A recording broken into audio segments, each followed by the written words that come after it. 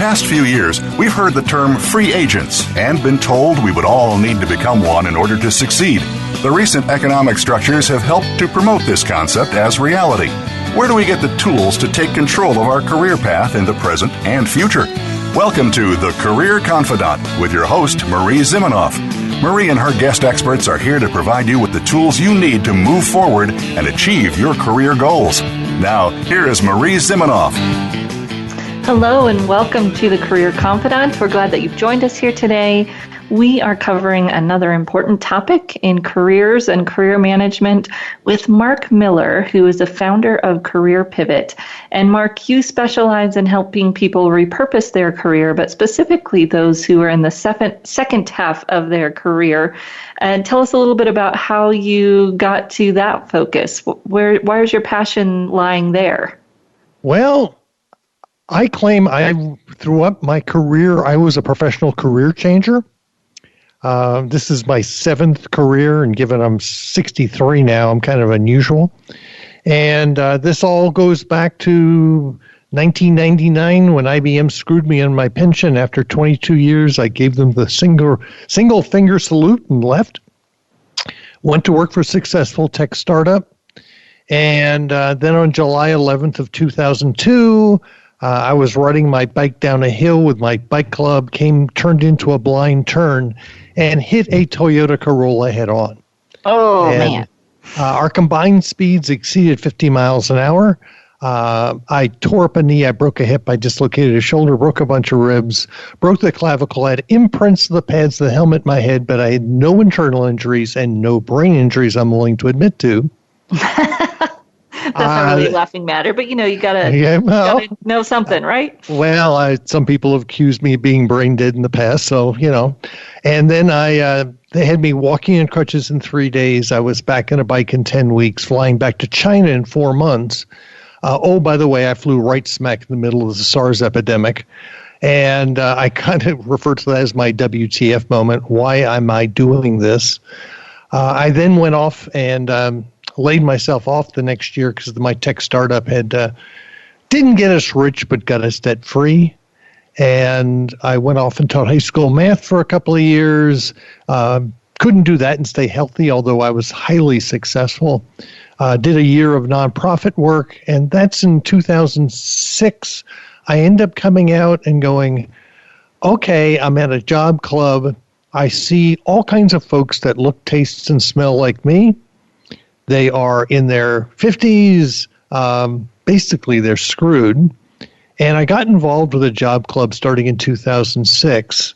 And the interesting one was at that point, well, who's really worrying about careers and baby boomers? And the answer was nobody, because we're all going to go retire. Well, right? This was also, why should we worry? And I landed at another tech startup in December of 2007, and by 2009, our job club numbers were we're having 400 people show up every Friday.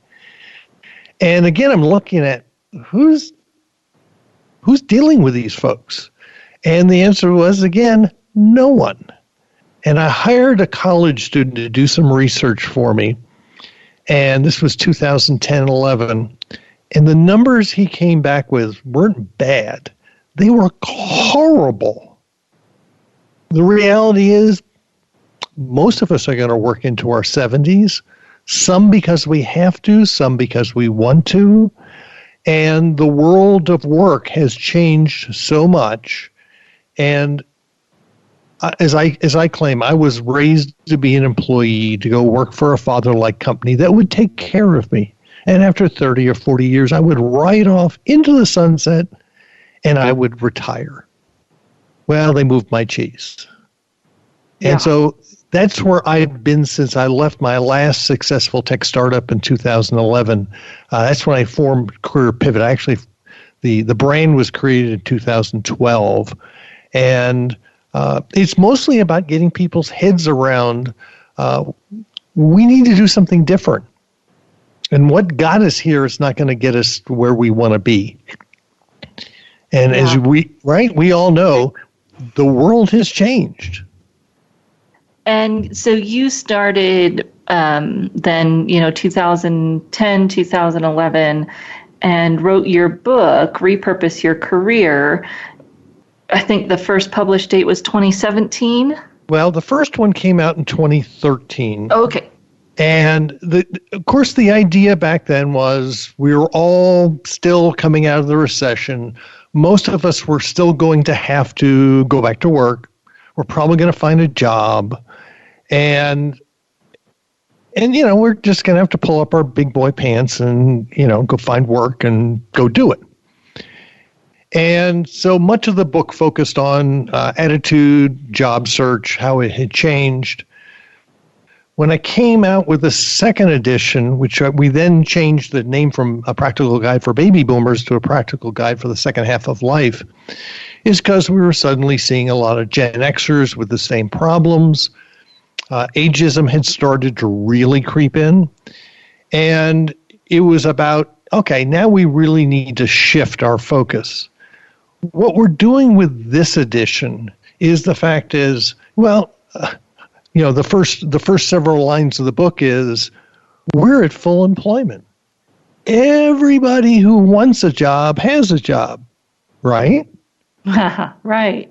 Right? But where I just moved from a year ago, from Austin, Texas, the unemployment rate for over 50 is 13%. The general unemployment rate is 3%. And as I said, many of us will have to continue to work into our 70s. And by the way, it's probably not at a traditional full-time job. And one of the things I've learned is if you want to make that happen in your 70s, you need to plan that in your 50s because it doesn't happen overnight. Working a full-time job, working not a full-time job, or both? Well, just making the transition from being, okay, I've always believed that the only thing I could do was have a full-time job. And it's interesting. I have an online community now, and what many of the folks in there tell me is they all want freedom. They want freedom to work how hard they want to work, what they want to work, and the fact is, they're sounding a lot like our kids.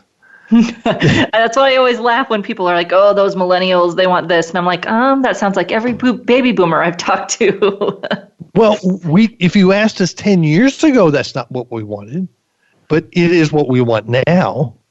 And that's a pretty significant mindset shift that we all have to make. And because put it bluntly, 80% of boomers are not going to retire as planned. There was a ProPublica article here recently that basically said if you're over 50, there's a 50-50 chance that you are going to get laid off. Your career will be derailed, and only 10% of those people who laid off will ever really recover. And so at that point, you got to start saying, okay, what am I going to do different? Yeah, right. And that's a challenge. And I saw just today that Wells Fargo is laying off a whole bunch of folks and Lowe's laid off a whole bunch of folks. I'm sure some of those were baby boomers who thought, I'll get into this as my second career, right? Oh, yeah. One of the things I talk about is with creative destruction coming about, make sure wherever you go has legs. And one of the last places I'd ever go is retail these days. Right. In any form, supply chain, store management, anywhere, because stuff is changing too fast. And it's a matter of, but also with creative destruction, as things are destroyed, new things are created. Right. Yeah, there's some data that we shared in our annual report that there's so much fear around, these jobs are being destroyed. But most of the research that shows those figures shows that just as many, if not more, jobs are being created by those same forces, robotics, AI, whatever it might be. People just like to share the negative instead of the whole story. Yeah, I mean, the whole point here is, again, what got me here is not going to get me there. And it's a matter of start looking at how do I do this differently? And it's probably not going out and hitting the job boards and trying to find a job. It's starting a side gig. It's taking responsibility for what I can do, and what I can do today. Many things didn't exist just 5 years ago. Right. It's just having the foresight, as you said, to see what's coming and what might be a good place to go, and then having some different skills than we might be used to step out and do those things. We're going to take a short break, and when we come back, we'll dive a little bit more into the particulars and the specifics with Marc on how people can make that transition. We'll be back in just a few minutes.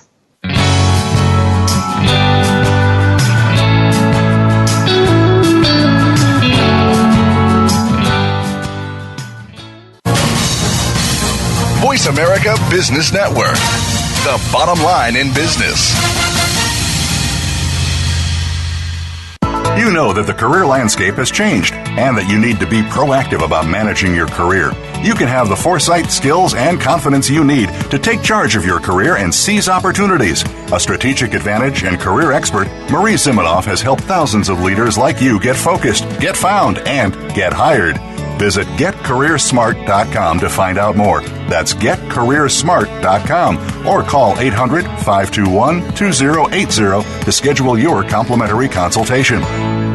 You hear about it all the time. Compromises, destructive malware, major breaches. You can't turn on the news without hearing about the latest cyber event. Learn more about cybersecurity, how it has become one of the most significant threats to our national security, and the battle experts undergo every day on your behalf to protect you, your families, and your data. Task Force 7 Radio with host George Reedus is the voice of cybersecurity around the world. Tune in live every Monday at 8 p.m. Eastern Time, 5 p.m. Pacific on the Voice America Business Channel. Follow us on Twitter at VoiceAmericaTRN. Get the lowdown on guests, new shows, and your favorites. That's VoiceAmericaTRN. From the boardroom to you, Voice America Business Network.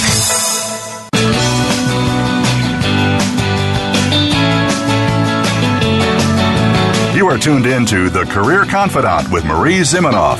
If you have a question or comment for Marie or her guest today, please call 1-866-472-5790. That's 1-866-472-5790. You may also send an email to marie@astrategicadvantage.com. Now, back to The Career Confidante. Welcome back to The Career Confidante. And today we're talking to Marc Miller from Career Pivot about how to repurpose your career.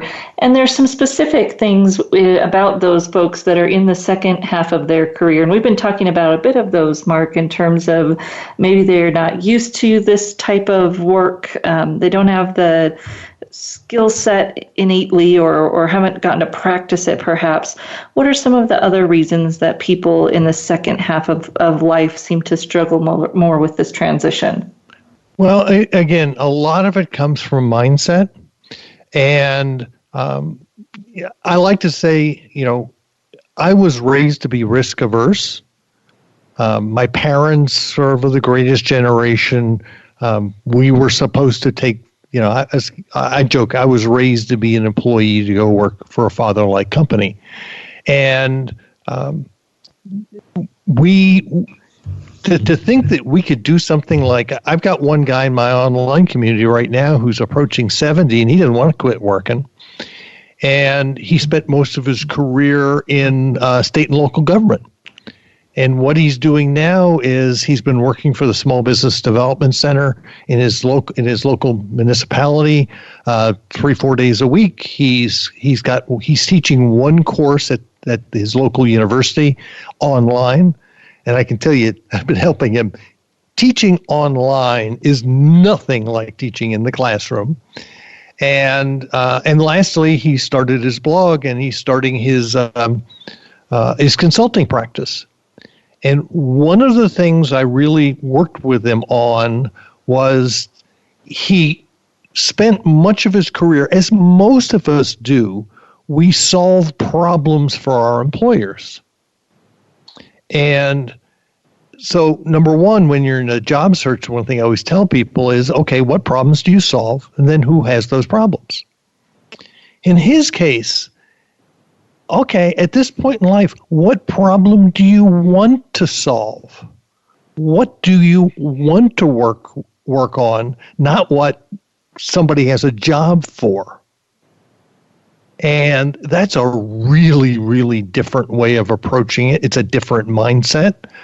He has started a blog around transportation planning around pedestrian and bikes, because that's what he wants to work on. And by the way, no one told me growing up that I got to work on stuff I wanted to work on. I was supposed to go get a job. Job wasn't supposed to be fun. You're supposed to go to work. You're supposed to go do it so you can pay the mortgage and put your kid through college and put food on the table. Doing what I want to do, that's an odd concept. And it's, by the way, it's something we're not comfortable doing.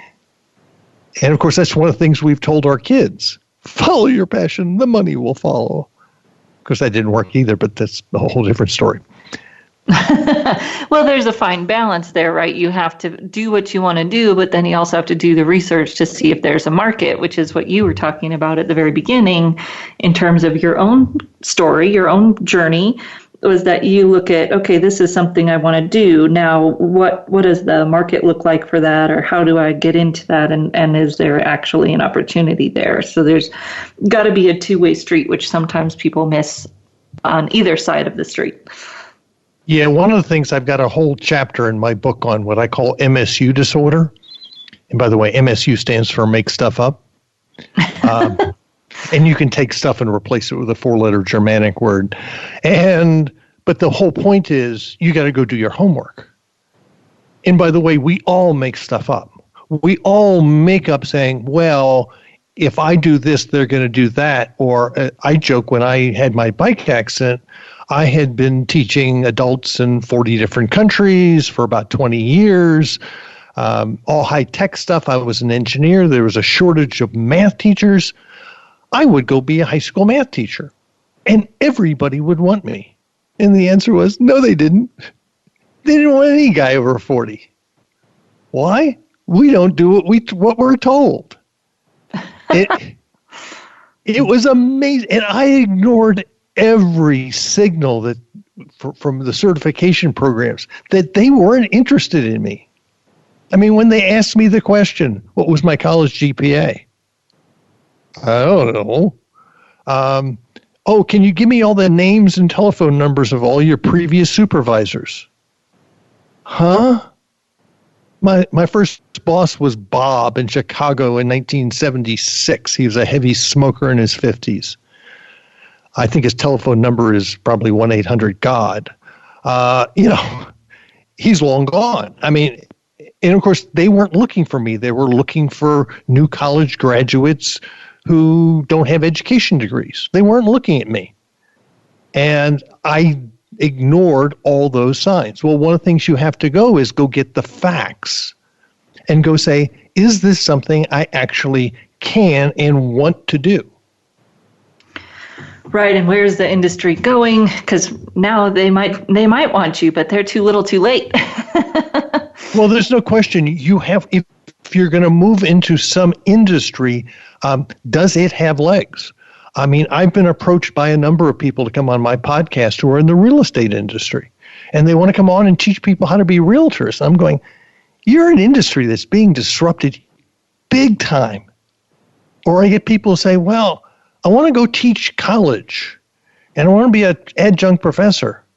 Well, the community colleges are being disrupted massively, and just simply the 4-year colleges.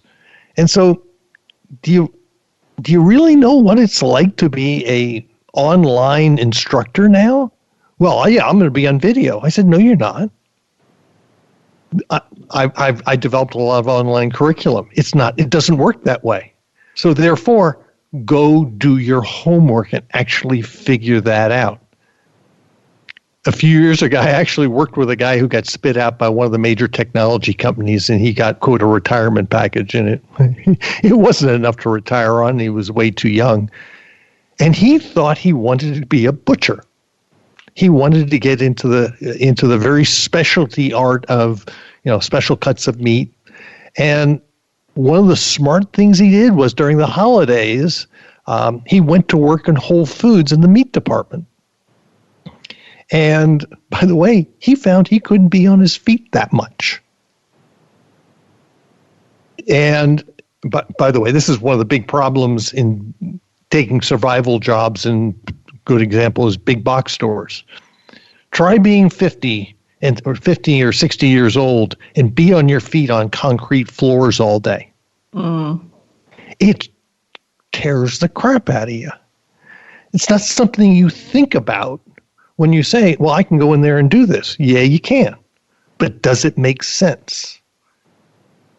And so it's a matter of doing the homework, trying stuff. And I've got a whole set of presentations, and I've got blog posts on career failure and recovery.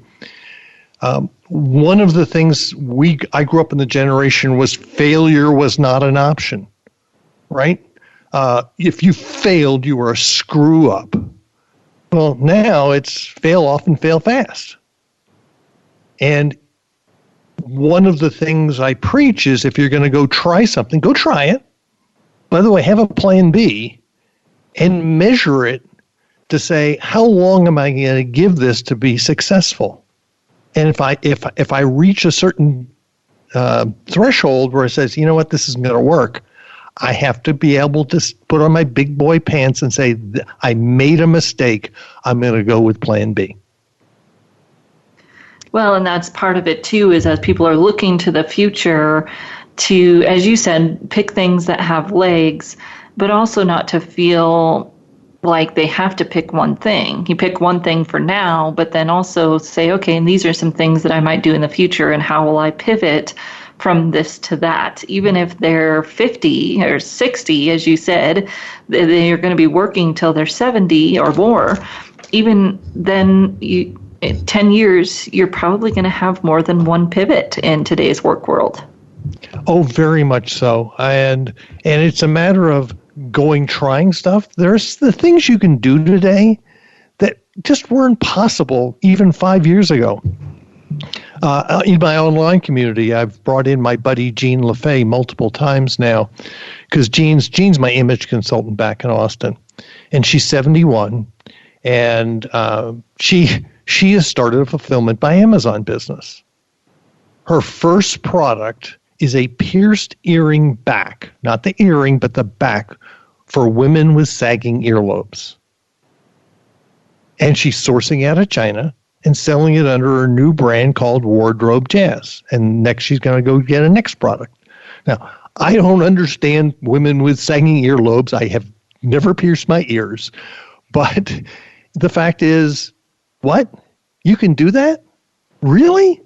And she's learning how to run Amazon and Facebook ads, and it's even myself. I'm publishing my fourth self-published book. I'm running an ad campaign right now on my old book, and I'm about to turn that off and turn on as soon as I get my next book up on Amazon, I'm going to turn that on. Then I'm going to turn on a Facebook ad campaign, start building the list, and I can do that for $5 a day and be fairly successful at it. And the point is, what? You can do that? Yeah, everything happens so fast. And it's, as you said, so accessible. Yeah, all you have to be willing to do is learn and be able to open to the fact that, you know what got me here yesterday is not going to get me there tomorrow. And I have no affiliation, but I'm taking ads for author online workshop from Mark Dawson's self-publishing formula. And I mean, it's great stuff. And you're suddenly going, wow, the power of this stuff is just incredible. And I can do that. Just little old me. I can figure this stuff out. Now, how can people get the book? Sure. Tell them how they can connect with you, follow you, and keep learning. Sure. You can always find me at careerpivot.com. The book right now will be out the middle of September. And if you're interested in getting preview chapters right now, you can go to careerpivot.com/RYC team. That's Repurpose Your Career, RYC team. And I've got a bunch of preview chapters out there, including the first one. And the whole point here is get nimble, get quick on your feet, and be prepared to creative destruction is not going to slow down. Yes, only going to increase, and people need to be ready. So thank you for what you do to help them be ready. Marc, we enjoyed having you on the show. And for those of you who are listening, you know that we'll come back with me and I'll unpack it for you a little bit, but we'll say goodbye to Marc for now. And thank you again, Marc, for joining us on the show. Well, thank you for having me on the show. Yeah, and if you're listening, you know that one of our sponsors for the show is Career Thought Leaders. Career Thought Leaders getting ready to run their course in teaching coaches how to be personal branding strategists. It's a program that transforms your process, transforms your skills, gives you coaching skills to help your clients understand who they are, where they're going, and how they can extract, express, and exude their personal brand. So if you're interested in that, you can check out careerthoughtleaders.com. That class is coming up here in just a couple weeks to train coaches. So if you're interested in starting your side gig, coaching may be something that you're interested in, like Marc and myself. So we'll be right back after just a minute, and we'll continue to break this down and talk about how you can repurpose your career. Thank you so much, Marc. Thank you for having me on the show.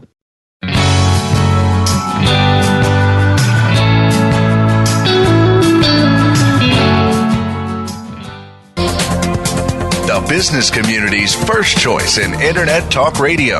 Voice America Business Network. You know that the career landscape has changed and that you need to be proactive about managing your career. You can have the foresight, skills, and confidence you need to take charge of your career and seize opportunities. A strategic advantage and career expert, Marie Zimenoff has helped thousands of leaders like you get focused, get found, and get hired. Visit getcareersmart.com to find out more. That's getcareersmart.com or call 800-521-2080 to schedule your complimentary consultation.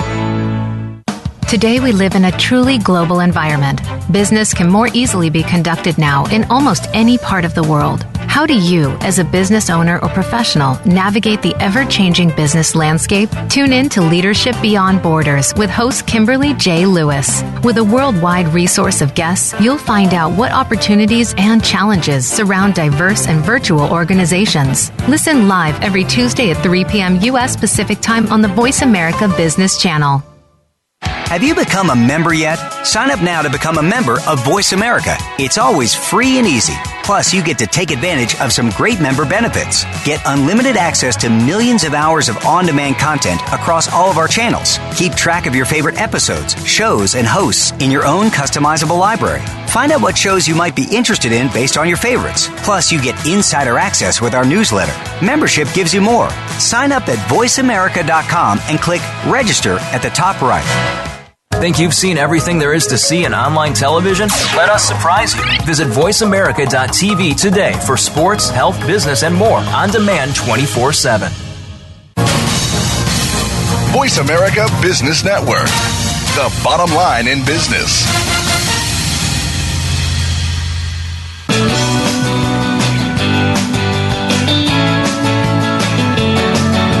You are tuned in to The Career Confidante with Marie Zimenoff.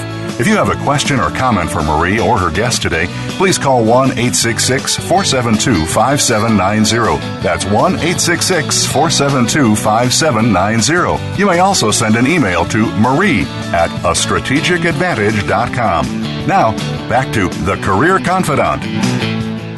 Welcome back to the Career Confidante. And here we're talking with Marc Miller from Career Pivot about how things have changed and people need to understand the mindset required to make a shift. And it's interesting because he said, people in this age group, and usually defined somewhere between 45 and 75 in that second half of life, who are trying to figure out what they want to do. Maybe they don't need to work full time, but they need to do something. Maybe they do need to work full time. And I've seen a really distinct, different set of needs between those two groups. So if you could kind of retire, but you want to work more, your needs are probably a lot different than someone who has to keep working. And your mindset might be a little bit different because, of course, you have flexibility and there's some luxury in flexibility. And even if you don't really have to keep working, the idea of doing something a little bit more flexible, freelance, is probably uncomfortable simply because we are not used to working like that. As Marc said, this idea of a flexible work and not having a company take care of you is somewhat new to that age group. And always overgeneralizations don't apply to everyone. There are some younger folks that struggle with that. I find it has a little bit to do with our personalities and what we envision ourselves doing, our risk tolerance, our experience with how work looks in our family. When I went to become an entrepreneur, it was kind of a surprise. I'm the daughter of a school teacher and a Bureau of Land Management employee, so government worker here in the U.S. And it's like, where did this entrepreneurial stuff come from? Well, then, you kind of think about it a little bit. And, my grandfather actually owned an auto mechanic shop and a car wash, and he was much more entrepreneurial, which may have been why his children didn't go that route, right? Because it's not always easy for those of us in this line of work, and especially where he was in an area, low economic growth area. I think the last few years were not that great in terms of the local area supporting his business. So we look at that and we think, okay, what do I know about entrepreneurship? And I may not have any examples for that. How is that done? How do you do that? How do you make that work? And it's interesting the things we tell ourselves about stability and what stability actually means. And if we look at it more critically, working for a company, definitely for the last 20 years, has not been quote unquote stable. They could fire you at any minute. As Marc said, starting in the mid to late 90s, that was becoming the norm. The job club that I was familiar with formed in the early 2000s because of the layoffs from Hewlett-Packard. And in those moments, the definition of stability that used to exist started to erode. And that was 20 years ago. And people are still having trouble coming around to this idea because those 50 years of stability being defined that way really ingrained it into our brains. And grandparents or parents struggled in the period before that with more freelance type of work, actually. And that's one of the reasons that the kind of father-like company was such a welcomed respite in the early 50s, late 40s, whenever that started to happen.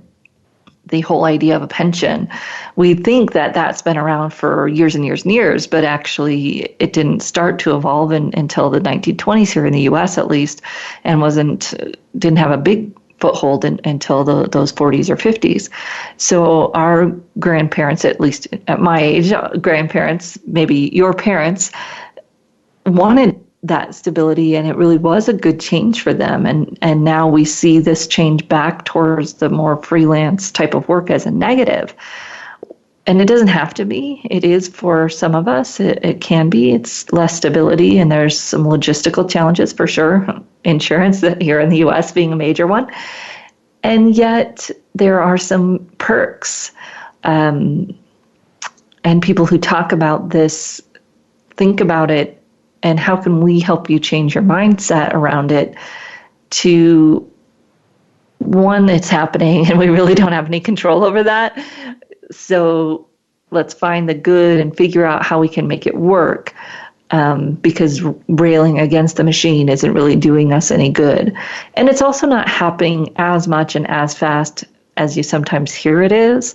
So there's a lot of talk about the gig economy, and yes, it's growing, and yes, it's big, but it's not growing as big, as fast as all the data showed. It's slowed down a little bit, partly because the economy is good and companies have been able to withstand some growth and not lay off as many people as maybe we thought they were going to 10 years ago. And there's opportunity for us to try out some of these flexible things while we work a full-time job. One of the biggest mindset changes for us today is that we don't get to rest on our laurels, whatever a laurel is, right? It's this idea that we have to be a little bit constant in our work, around work, our networking, our thinking, our research, our keeping our head up above the sand, and really looking at what's going next and what's coming next, and how am I going to pivot when something happens? Because if I'm not thinking like that, I'm going to get left behind.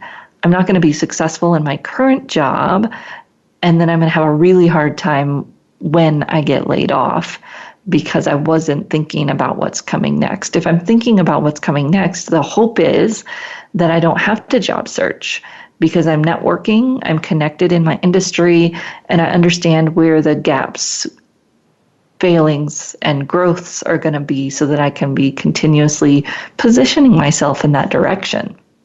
And this may sound exhausting, and we talk about it sometimes on the show, the idea being that that's less exhausting than not doing anything for 10 years, getting laid off, and having to have an excruciatingly painful job search for a year, or if it happens to be during a recession, maybe multiple years of job search to get back to where we were. And as Marc shared, many, many people don't get back to where they were after a layoff. If we can prevent that for ourselves by little bits of effort throughout, networking, little bits of effort, paying attention to what's going on in our industry, increasing our skills, upskilling, as the new jargon is calling it, then we can avoid some of those stop-outs, dropouts, as they occur in the industry that we might be in. The challenging thing when we hear data, and as Marc shared at the very beginning of the show, the U.S. would claim that it is at full employment, meaning that the unemployment rate is so low, we assume that everybody who wants a job has one.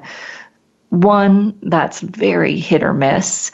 There are some industries that have, 1% or less unemployment, and some industries that still have close to 10.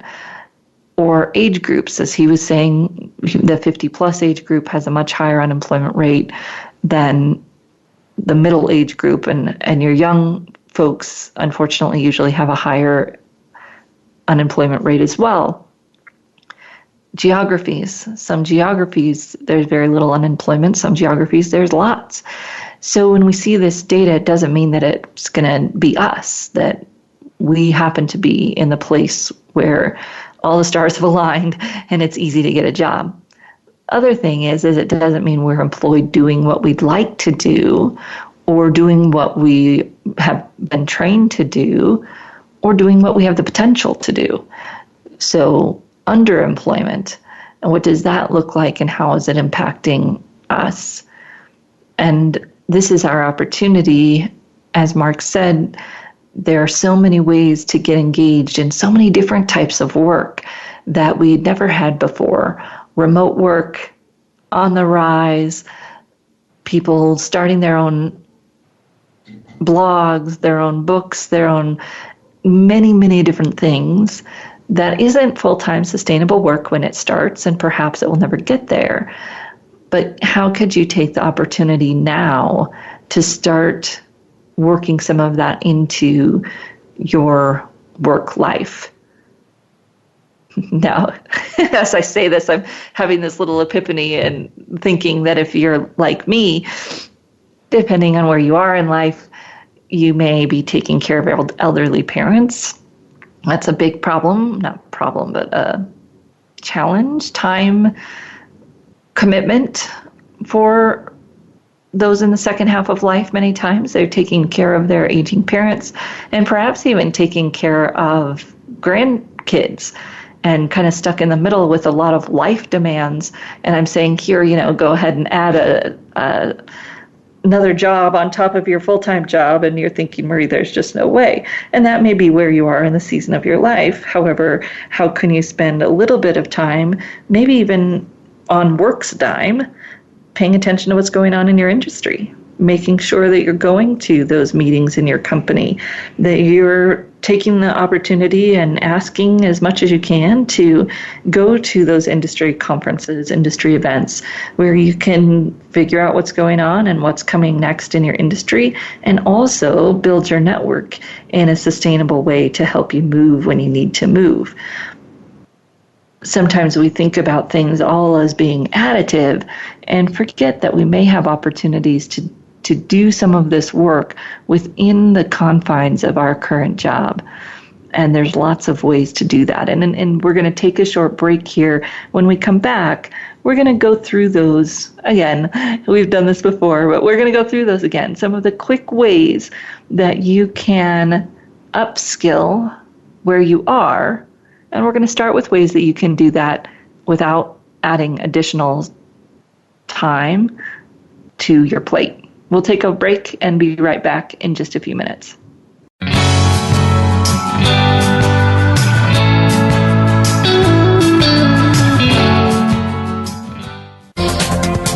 The business community's first choice in Internet Talk Radio. Voice America Business Network. You know that the career landscape has changed and that you need to be proactive about managing your career. You can have the foresight, skills, and confidence you need to take charge of your career and seize opportunities. A strategic advantage and career expert, Marie Zimenoff has helped thousands of leaders like you get focused, get found, and get hired.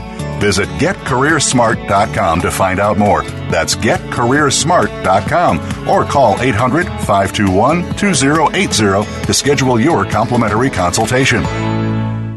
We hear it and read about it every day in the news. America is heading over a fiscal cliff. Home prices are still receding and unemployment growing. How can you preserve and increase your wealth in this kind of economy? Tune in to Turning Hard Times into Good Times with host Jay Taylor. Jay will explain the decline of our monetary system and the economy, and will give you winning investment ideas and the tools to protect and increase your wealth. Turning Hard Times into Good Times with Jay Taylor can be heard Tuesdays at 3 p.m. Eastern Time, 12 noon Pacific Time on the Voice America Business Channel. Many industries have been revolutionized by technology in the last decade. Books, music, TV, communications, and now it's happening to our money and the way we pay. Tune in to Breaking Banks with Brett King for a look at how technology and customer behavior will bring about more changes in banking in the next 10 years than in the last 200 years. Listen every Thursday at 3 p.m. Eastern Time, noon Pacific on Voice America Business Channel or on AM 1160 The Voice. You'll never look at your bank account the same again. Become our friend on Facebook. Post your thoughts about our shows and network on our timeline. Visit facebook.com/Voice America.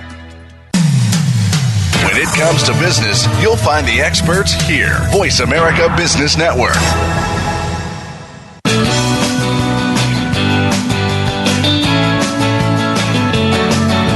You are tuned in to The Career Confidante with Marie Zimenoff. If you have a question or comment for Marie or her guest today, please call 1-866-472-5790. That's 1-866-472-5790. You may also send an email to marie@astrategicadvantage.com. Now, back to The Career Confidante. Welcome back to The Career Confidante. Today we had Marc Miller of Career Pivot on our show, and he was talking about how to repurpose your career. And the whole idea of starting a side gig on top of your current job may be unappealing.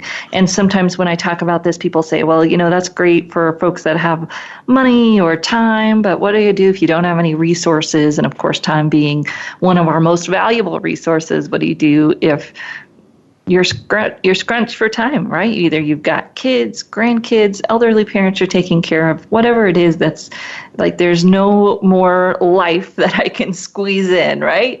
So here are a few things that you can do at your job today, tomorrow, to start thinking about how to upskill yourself, how to be ready for a transition when it happens. First, simple, sometimes easy. Think about what those skills are that are going to be needed in the future. Pay attention to what's going on in your industry magazines. You can probably read those at work, right? On your lunch break, maybe, or, carving out just a little bit of time for you each day that's on the clock because this is work related, but you're paying attention to what's going on in your industry. You're thinking about what's coming next and what skills does my company and my industry, and yes, by the way, need me to have to be additive in this industry, in this company tomorrow, just like I am today.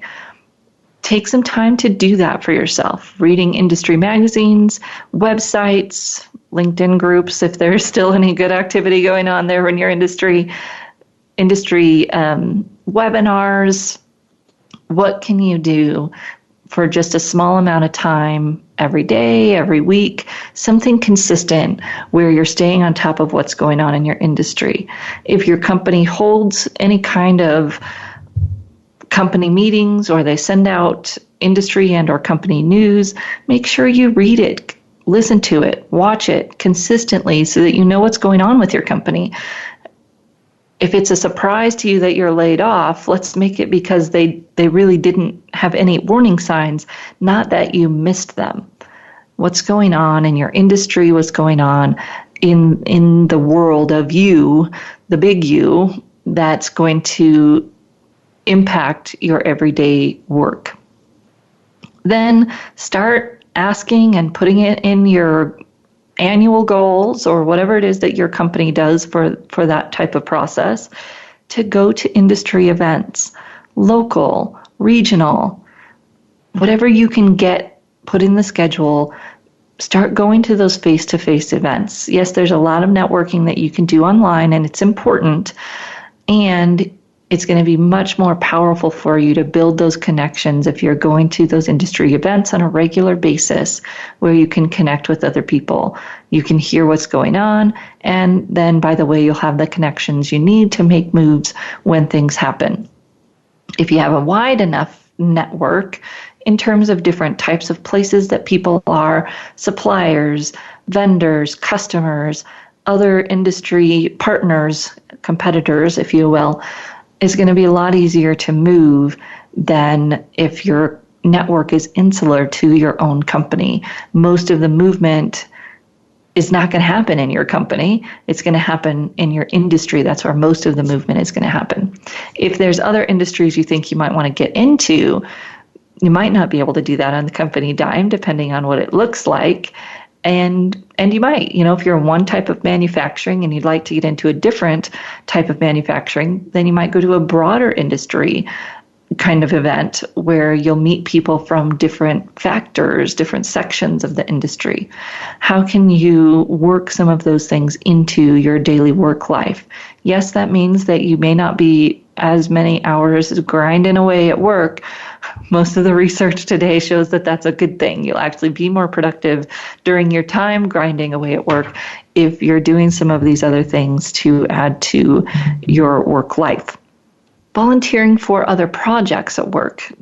This may be, but it doesn't necessarily have to be outside of your everyday work hours.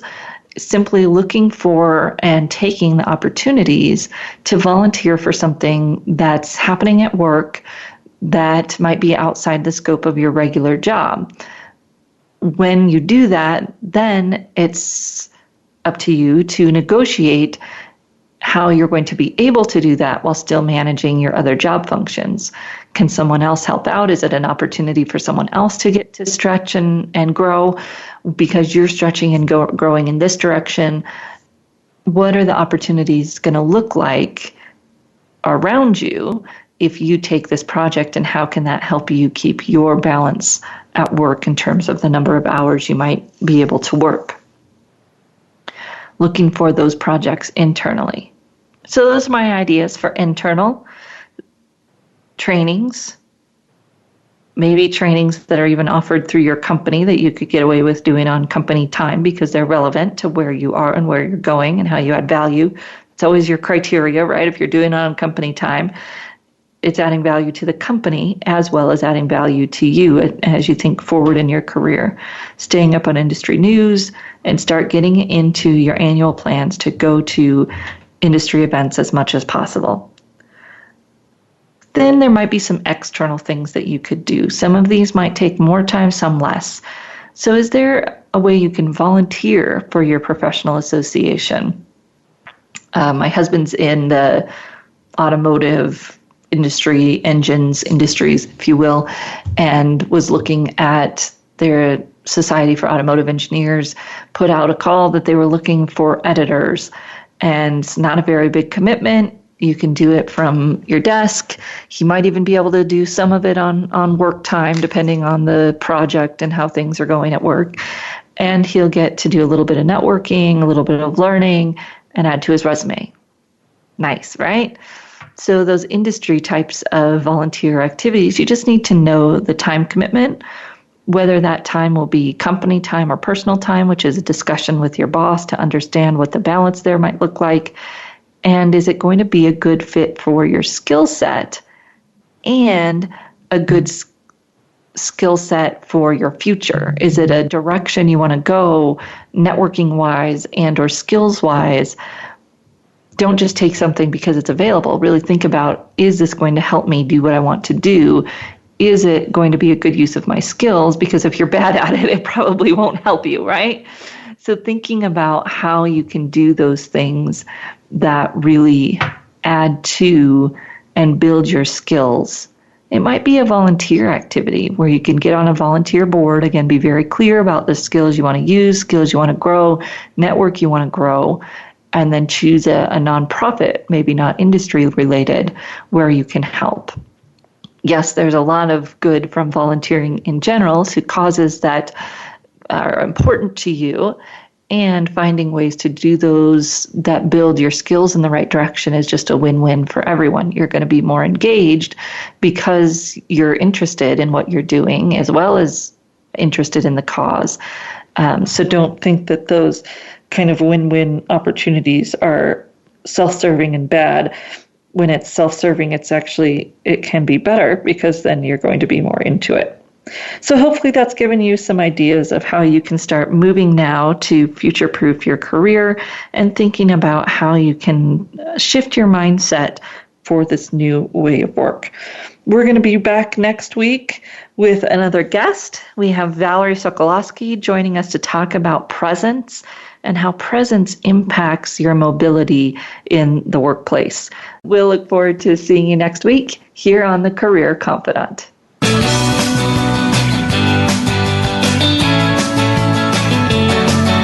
Thank you for listening to The Career Confidante. Marie Zimenoff will return again with another terrific guest next Monday at 6 p.m. Eastern Time, 3 p.m. Pacific on the Voice America Business Channel. Be sure to join us then.